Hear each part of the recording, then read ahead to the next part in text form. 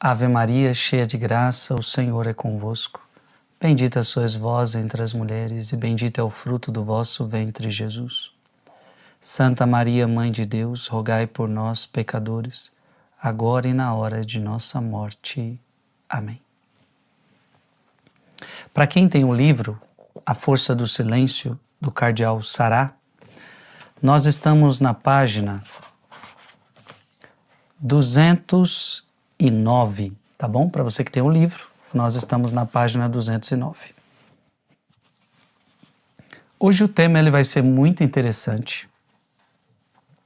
Nós iremos falar sobre o silêncio diante da doença. Esse é um silêncio difícil, viu? Diante da doença é a hora que muita gente se revolta. Diante da doença é a hora que muita gente não compreende. Diante da doença, por que eu tenho que passar por isso? Por que eu estou passando por isso? Por que eu estou enfrentando isso? E a doença causa muitas vezes dores, separações, angústias, solidão, medo. Portanto, a pergunta que Nicolas faz para o Cardeal Sará é: como manter-se em silêncio diante da doença? Em outras palavras, como não reclamar, como não murmurar, como não se revoltar, como se manter em silêncio diante da doença?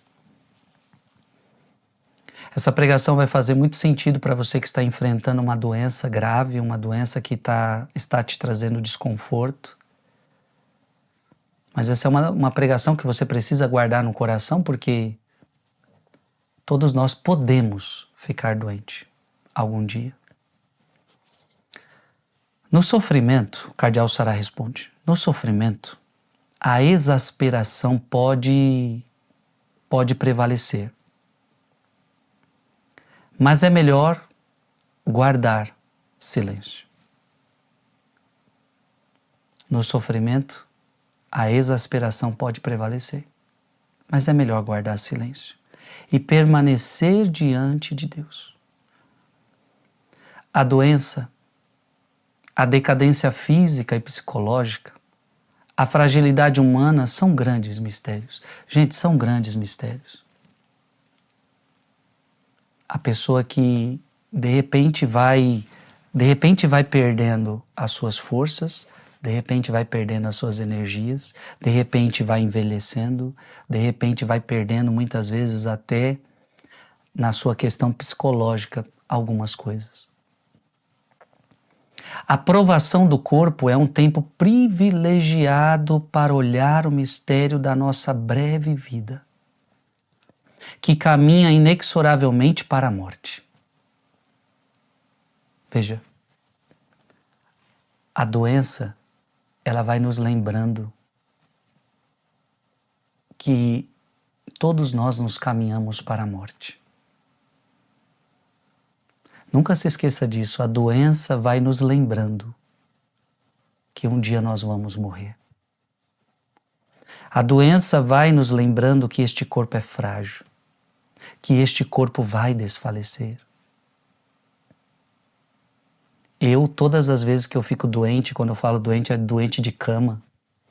Raramente fico doente, mas quem de nós nunca pegou aquela doença que te deixou de cama? Ou seja, você não consegue fazer nada, você não consegue fazer nada, você tem que ficar de cama. Todas as vezes que eu fico de cama, doente, eu começo a perceber o tão fraco que eu sou. Porque enquanto nós temos saúde, nós fazemos, nós trabalhamos, e sabe aquela conquista, sabe? Nossa, hoje o dia foi tão produtivo, hoje eu fiz tantas coisas, e é disso que nós gostamos, né? Qual é o melhor dia para nós? O melhor dia é aquele que eu fiz muita coisa, nossa, hoje o dia valeu a pena, eu produzi tanta coisa, mas vai ter vezes e momentos, e eu já tive esses momentos, onde eu fiquei uma semana de cama, e muitos compromissos a fazer, e eu não consegui fazer um só compromisso. Eu não tinha condições físicas de executar nada. E é nessa hora que a gente precisa lembrar o quão fraco nós somos. A doença revela a nossa fragilidade. O ser humano não é um super-herói. O ser humano não é Deus.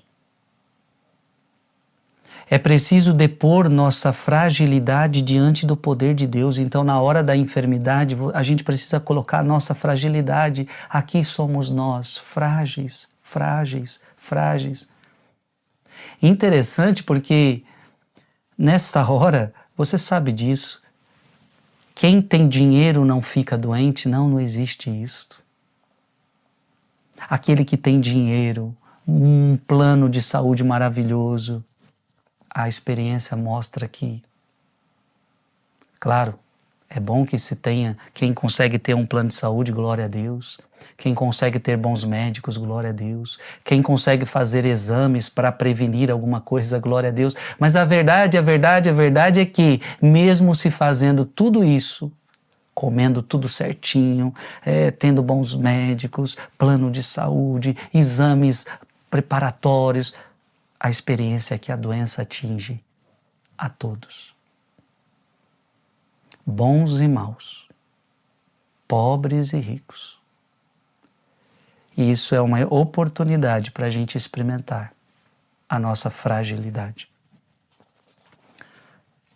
A doença é uma ocasião para Deus provar a verdade de alguém. Olha que forte isso. A doença é uma ocasião para Deus provar a verdade de alguém.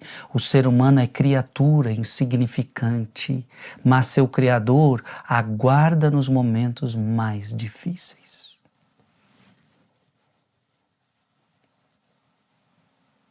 Jesus, ele curava muitos doentes. A palavra de Deus, se você pegar os evangelhos, nós vamos ver que nos evangelhos era Jesus curando o tempo todo, curando o cego, curando o paralítico, ressuscitando o morto, curando a mulher que tinha a hemorroísa. Mas Jesus não curou todos os doentes da sua época. Na época de Jesus ainda haviam doentes. Claro que vários relatos do Evangelho diz que onde Jesus estava, naquele local, onde todas aquelas pessoas, 5.000 pessoas, ali, muitas vezes o Evangelho narra, ali Jesus curou todos os doentes. Mas todos os doentes daquela região que Jesus estava, mas naquela outra cidade, naquele outro lugar, tantos doentes haviam. Jesus não curou todos os doentes. Portanto, a doença é um mistério. É um mistério que nós não vamos conseguir compreender completamente. Então é muito perigoso como esses argumentos, mas por que estou doente? Por que eu? Por que Deus cura aquele? Por que Deus não cura este? São mistérios que a gente não vai conseguir ter resposta. Por isso que a proposta do Sará é que nós façamos silêncio para escutar a voz de Deus e entender o sentido disto. É errado pensar que as provações físicas são golpes malignos do destino. Eu estou recebendo golpes malignos do destino. Cuidado. Porque toda essa dificuldade de entender que Deus jamais quer o mal. Então é um Deus que está me castigando, é um Deus que quer que eu fique doente. Tomemos cuidado com pensamentos precipitados. Na doença, nós ficamos nus diante de Deus. Nus. E é interessante, né, que muitas das nossas enfermidades, o que eu não suporto quando vou ao médico, esses dias eu precisei tirar pedra no rim, que estava me atrapalhando muito, mas aquela coisa eu não suporto, né? Quando alguém chega para você e fala assim, Frei, agora você vai ter que se despir. Eu sou acostumado a andar com hábito, né? Meu Deus, só de tirar o hábito para mim já é difícil. Agora, você tem que passar por exame, vai ter que fazer aquela coisa, você não vai ficar com nada, mas nada, nem minha cuequinha, nada. Quantas enfermidades a pessoa é convidada a ir lá no hospital e a ficar nua. E aquilo envergonha. aquilo envergonha. Mas na verdade, olha o que o cardeal Sará está falando, na doença nós ficamos nus diante de Deus. Então para nós, para mim é constrangedor eu ficar nu diante de médicos, diante de mulheres, enfermeiras, aquela coisa toda, mas a gente sabe que ali há um cuidado muito grande, aliás, agradecer todos os médicos, né? A medicina é um dom de Deus. Deus capacitou esses homens, Deus capacitou essas mulheres que cuidam de nós quando nós estamos no pior momento, onde nós estamos em doenças graves. Você que está me assistindo, você é médico, você é médica, você é enfermeiro, enfermeira, louvado seja Deus pela sua vida. Você ajudou a salvar muitas pessoas.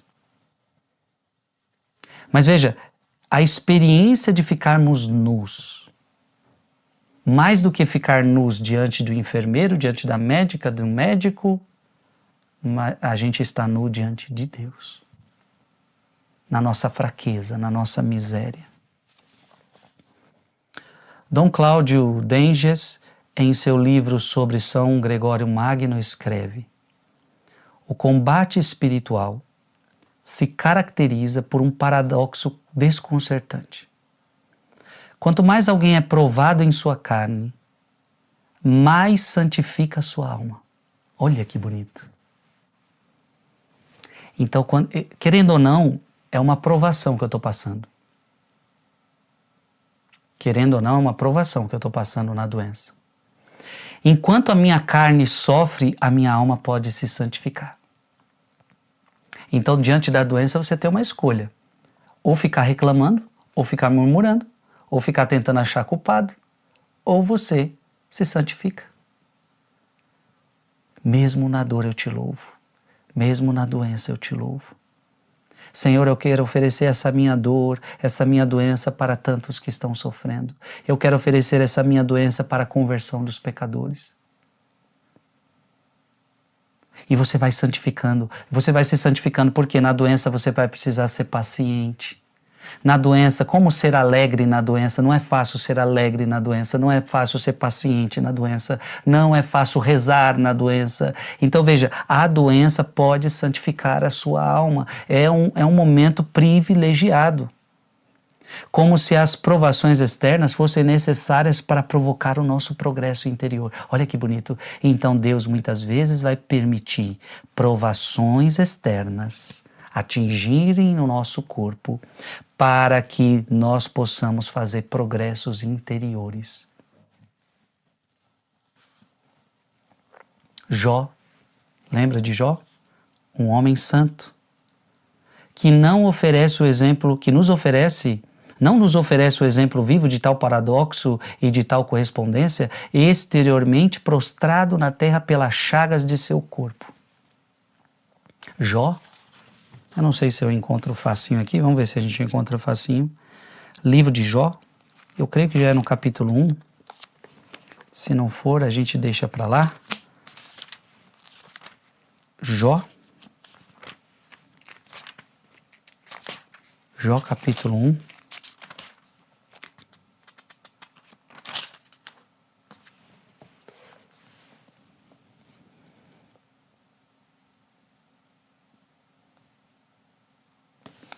Deixa eu pedir ajuda, né? Agora que eu falei para vocês abrir a Bíblia aí, vamos pedir ajuda aqui, nós vamos achar essa passagem. Abra aí a sua Bíblia, Jó.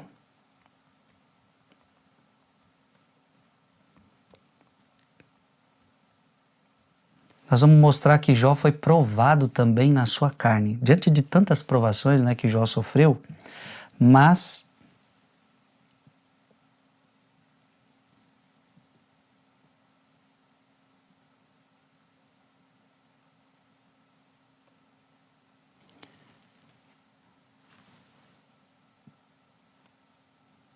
não achei aqui.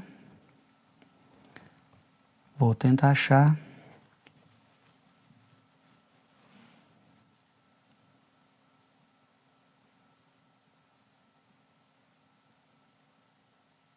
Isso, achei aqui. Jó capítulo 2. Jó capítulo 2, de 7 a 8. Jó capítulo 2, de 7 a 8. Então olha que interessante. o Satanás retirou-se da presença do Senhor e feriu Jó com úlcera maligna, desde a planta dos pés até o alto da cabeça. E Jó pegou um caco de telha para se coçar e assentou-se sobre um monte de cinza. Então, olha a provação de Jó no seu corpo. Então, agora Jó está com úlcera. Da ponta dos pés até o alto da cabeça, ele começa a se coçar. Então, veja, Deus muitas vezes permite, e Deus tirou coisas muito maiores de tudo isso na vida de Jó, nós sabemos disso. Tal é, na verdade, a pedagogia de Deus, nos levar ao arrependimento e à conversão. O Senhor nos envia provações. Então, essas provações, elas vão nos ajudando a santificar a nossa alma. Então, coloca no seu coração toda doença que você tiver no corpo, aproveite disso para você santificar a tua alma. Aproveite disso. Não raro as tribulações do corpo são indispensáveis para provocar a recuperação espiritual e moral. Se você olhar para a vida dos santos, eles tiveram doenças. Você pega Francisco de Assis, um dos maiores santos que já existiu nesse mundo. Francisco de Assis morre cego, doente. Doente, várias doenças Francisco de Assis tinha. Morreu com 40 e poucos anos, Francisco de Assis. Santa Teresinha do Menino Jesus, ela morre cedo, com tuberculose. Depois a gente pode pegar Padre Pio de Petreutina. Padre Pio de Petreutina tinha várias doenças respiratórias, ele tinha febres altíssimas. Gente, Padre Pio é incrível. Padre Pio, se você for visitar a casa dele, que até hoje está lá em São Giovanni Rotondo, o convento dele, você vai ver que ele tinha termômetros com capacidade de captar mais de 50 graus de febre. Padre Pio tinha mais de 50 graus de febre. Se você pegasse um termômetro normal, o termômetro quebrava. Era preciso um termômetro diferente para captar os graus da febre de Padre Pio. Por que que Deus permite muitas vezes a doença na nossa vida? Eu vejo no meu caso, todas as doenças que eu já tive, eu confesso para você, me ajudou a me aproximar mais de Jesus. Eu, por exemplo, eu me lembro como sacerdote, uma das doenças que eu tive, eu fiquei de cama 1 semana, 7 dias, não conseguia fazer nada. Eu me lembro que eu trazia Jesus para perto de mim, Jesus sacramentado para perto de mim, e ficava adorando. Eu até falava com Jesus, Jesus, eu aqui deitado, sem poder fazer nada, mas posso ficar aqui te adorando. E para mim foi um tempo diferente, maravilhoso, onde eu podia adorar mais a Jesus, onde eu podia ficar mais com Ele. A enfermidade me tirou dos meus afazeres e acabou me colocando diante de Jesus. Ou seja, de um mal, Deus tira coisas boas. É um mistério, minha gente. É um mistério. Não raro as tribulações do corpo são indispensáveis para provocar a recuperação espiritual e moral. Gente, vamos ser sinceros. Quantas pessoas redescobriram a sua fé depois de uma doença? Quantas? Quantas? Enquanto ela não estava doente, ela vivia uma vida de curtição, ela vivia uma vida fora da sua essência, fora do essencial. De repente, uma doença fez ela entender que ela sem Deus é nada e ela volta para Deus. Então, olha os mistérios, nós não sabemos os mistérios de Deus. A Bíblia é assaz, evocativa e a bela figura de Jó. Esse homem santo, rico e rodeado de muitos filhos, vive coberto de todos os bens que alguém pode desejar. Mas a vida de Jó sofre uma reviravolta brutal. Bandos armados sequestram suas 7.000 ovelhas. suas 500 parelhas de bois e seus 3.000 camelos. Jó perde tudo. Um vento violento sopra do deserto e a casa onde estavam seus filhos desaba e mata todos. Olha isso. Divididos em 3 bandos, os caldeus passam a fio da espada seus servos. Finalmente, o próprio Jó fica doente. Apesar dessa série de infortúnios, ele permanece inquebrantável em seu amor a Deus. Então você não pode se esquecer disso. Mesmo diante dos seus infortúnios, mesmo diante das doenças, o teu amor a Deus não pode diminuir, o teu amor a Deus precisa aumentar. Vigorosamente proclama sua inocência, professando uma fé sólida como uma rocha que atravessa os séculos. E abra aí sua Bíblia, nós já estamos em Jó 19, 23. Jó 19, 23 a 27. Quem dera se as minhas palavras pudessem ser escritas. Quem dera fossem elas consignadas num livro, gravadas por estilete de ferro e chumbo, esculpidas para sempre numa rocha. Eu sei que meu vingador está vivo e que aparecerá finalmente sobre a terra. Por detrás de minha pele que envolverá isso, na minha própria carne verei Deus. Eu mesmo o contemplarei, meus olhos o verão, e não os olhos de outro. Meus rins se consomem dentro de mim. A doença é uma terrível e dolorosa realidade que revela o mistério do humano, tanto em sua fragilidade, quanto em sua energia interior, ajudando-o a realizar-se sempre por meio da superação dos obstáculos da vida. Se conseguirmos resistir, dando prova de generosidade e de amor, a doença pode tornar-se um caminho para Deus, caminho de maturidade e estruturação interna. Então, toda vez que você for acometido por alguma doença, faça com que essa doença seja um caminho para Deus, um caminho de maturidade e uma estruturação interna. Portanto, a doença serve de oportunidade para se construir em nós o homem humano perfeito na força da idade que realiza a plenitude de Cristo. Quando eu sou fraco é que sou forte, dizia Paulo. Quando eu sou fraco é que sou forte. Enquanto eu vou falando para vocês, eu como sacerdote já tive a oportunidade de me deparar com pessoas que estavam boas. Quantas vezes já me deparei com isso?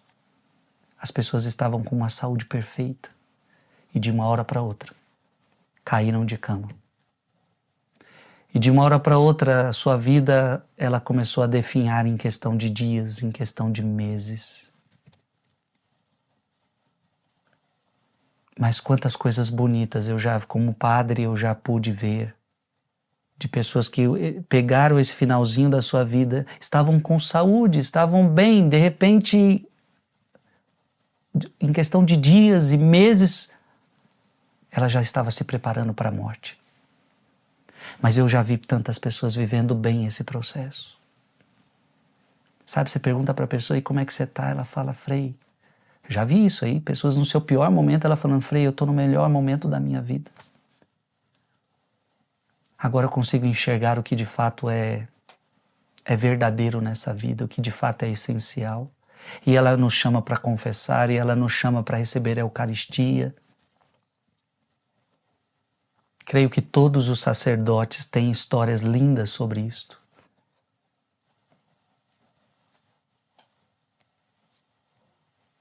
No silêncio, o ser humano aprende como se mede o tempo. Na doença podemos viver em sintonia quase perfeita com Deus. O exame de consciência silencioso no coração da dor permite ver o que fizemos em nossa vida e o que ficou por fazer. Querendo ou não, o doente, quando ele está doente, ele passa por várias reflexões. A doença nos coloca em reflexões. O que eu estou fazendo da minha vida? O que eu deixei de fazer? A doença é uma esperança sublime no coração silencioso de Deus. Se alguém se revolta contra a doença, gradualmente cai num desespero estéril. Amado irmão e amada irmã, o desespero não vai resolver. O desespero é estéril. A reclamação é estéril, não vai resolver, não vai resolver. Entra num beco sem saída, numa recusa agressiva e angustiante. Quanto mais desespero, mais angústia. Quanto mais desespero, mais revolta. Quanto mais desespero, mais aquela dor aumenta. Revolta não é resistência. Ela é, antes de tudo, um silencioso processo interior. Muitas vezes, pessoas gravemente enfermas demonstram uma inabalável paz interior. Gente, como é lindo, como é lindo, como é lindo, como é lindo.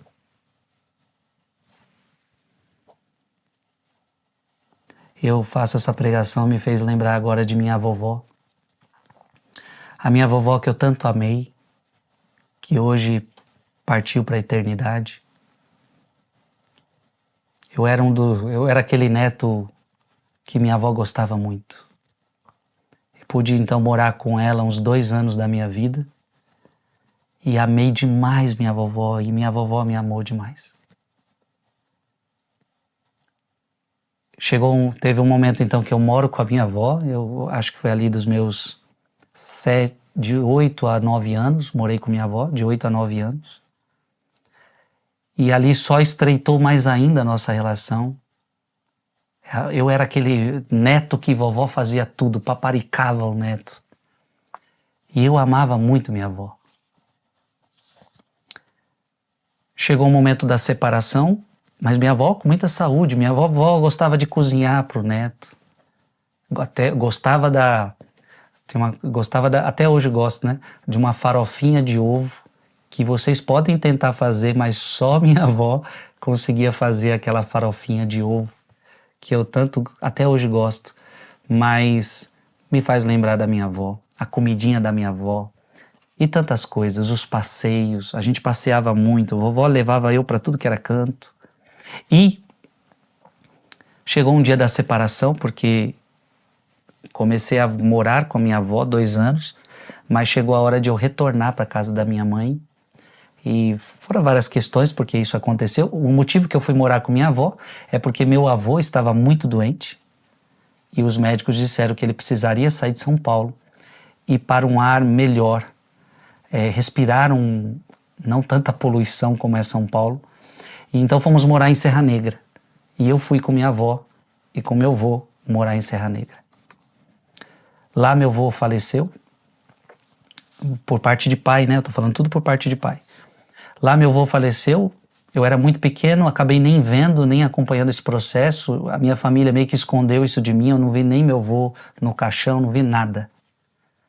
E fui ficando com minha avó. Chegou a época que eu tive que me separar da minha avó, porque tive que voltar para casa de minha mãe. Voltei para casa da mamãe, mas visitando vovó toda semana. E a gente morava perto um do outro, então toda semana estava visitando vovó. E minha vovó me vê entrando no convento, né? Minha vovó me vê entrando no convento. E ela, claro, ela fica sentida, né? Porque quando uma família vê um filho entrando no convento, então estamos perdendo esse neto, estamos perdendo esse filho. De fato, eu comecei a viver uma outra vida, a gente começou a se ver muito menos, e foi dentro do convento que eu comecei a ouvir notícias que minha avó foi definhando, minha avó foi enfraquecendo. E eu lembro como se fosse hoje, do dia que eu visitei minha avó, e eu não reconheci.